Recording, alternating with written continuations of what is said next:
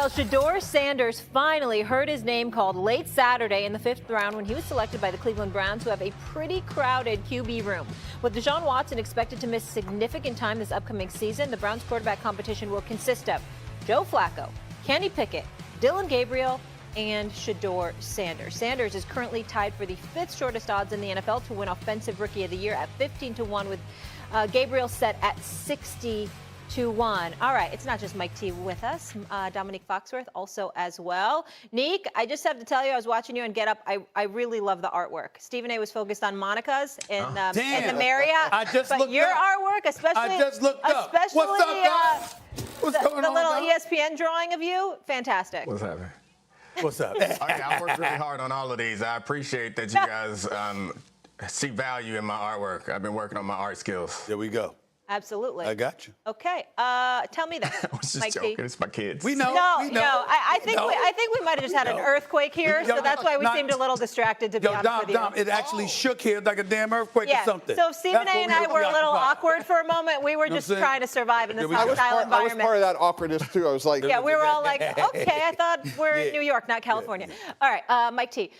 Will Shedeur be the Brown starter week 1? Yes, he's the most talented quarterback in that room. Look, I had him at the bottom of the first, top of the second. Ironically, I compared him to Kirk Cousins. Kirk Cousins had a great career in Minnesota with offensive coordinator Kevin Stefanski, now the head coach of the Cleveland Browns. Whatever happened in the draft, to me, is ancient history. Shedeur Sanders on Saturday night should have been calling the skill players of the Cleveland Browns, saying, hey, here I come, and start developing a relationship. If I'm the Browns, I either keep Joe Flacco or Kenny Pickett as my veteran guy. I took Dylan Gabriel in the 3rd round, who's a nice player, not a lot of upside, but I really need to know what I have in Shedeur Sanders, because next year I have 2 first-round picks. And if I can win with Shedeur, I could get a massive haul for those picks, given all those other quarterbacks that are available. So if I'm Shedeur, whatever happened, happened, lessons learned, and just move forward. And when you look at the skill players that they have, Jerry Jeudy, David Njoku, they added Harold Fannin, 2 good running backs, Quinshawn Junkins and Dylan Sampson. You look at some of these other guys that have done well, be it Jaden Daniels last year, C.J. Stroud 2 years ago. I think Shedeur is set up for success in Cleveland.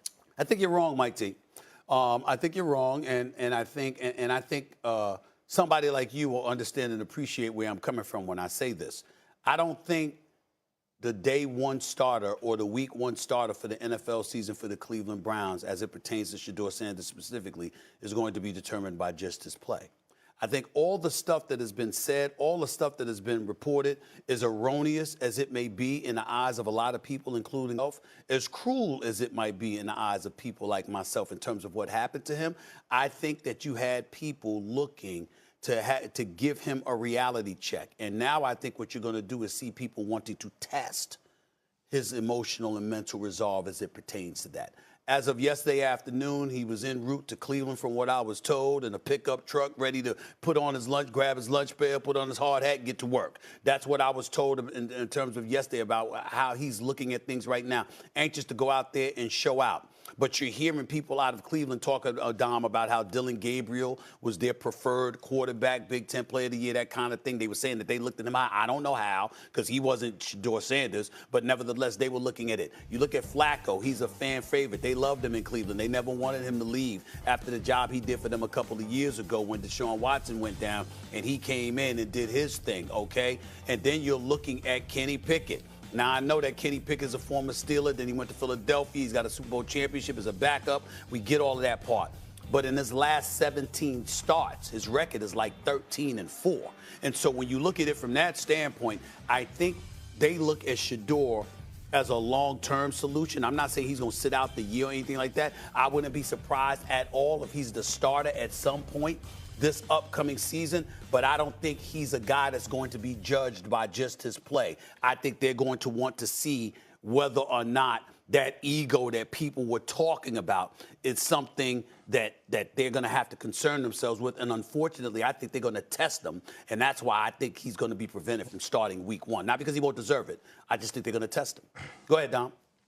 Well, I mean, I think that I don't think it's outlandish what you're saying, but when you're talking about the Cleveland Browns, I think they want a quarterback pretty badly, and they've demonstrated in recent history that they could put a bunch of things aside. They could put off-field behavior aside. They can put NFL precedent, a fully guaranteed contract that pissed off all the rest of the league aside, because this team has been so thirsty for a quarterback. So if Shedeur Sanders shows up and he's the best quarterback, I don't see why that team, of all teams, the one team that did draft him, would say, nah, we good. We want to be worse with one of these other guys.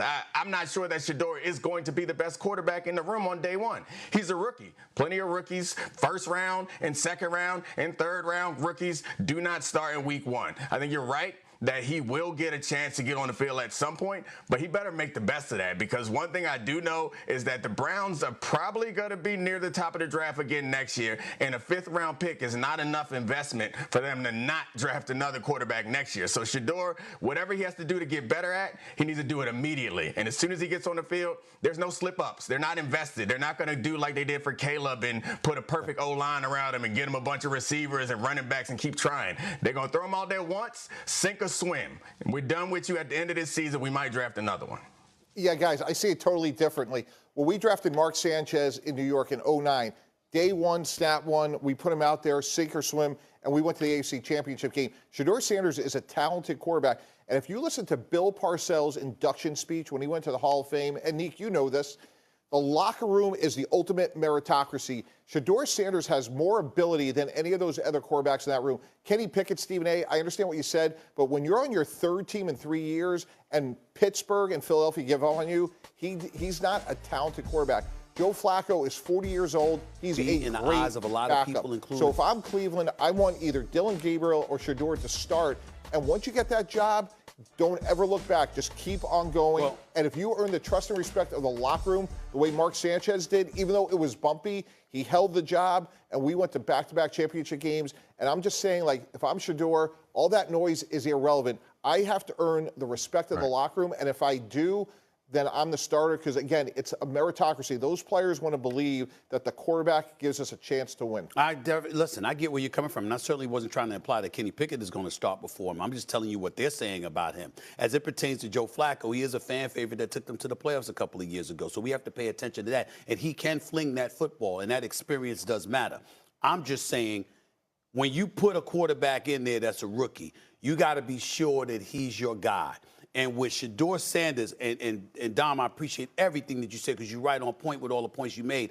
I just think that when it comes to him, it's not just about football. And the draft situation proved that. So because that's the reality, knowing that once you put him in there, he's your guy, I'm just simply saying they're going to wait for as long as they can get away with it before they make him that guy. And it may be week 3. But it may be week 5. Stephen A., that's not true, because if Kevin Stefanski is sitting right here, he's going to play the best quarterback to win. And if I'm talking to Shedeur today, make it you on day one, like own that position from day one. But all Stefanski but it doesn't make sense. But what doesn't make sense, but y'all can both help me out on this, okay? You being associated with the NFL, you being a former player, Dom, y'all help me out with this.